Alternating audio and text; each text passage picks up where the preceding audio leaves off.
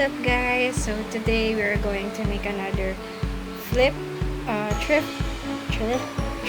flip. O maggagawa tayo ng panibagong i-alter na dress. So I found this old beach dress of mine and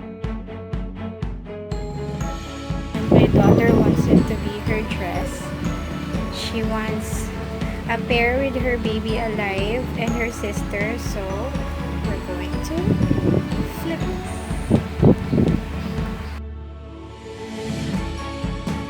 Okay, so I was able to cut it na based on my daughter's measurements. So her length is 18 inches, so I cut it.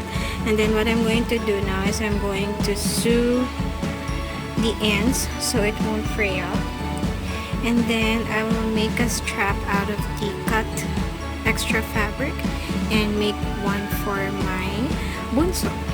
So let's get sewing.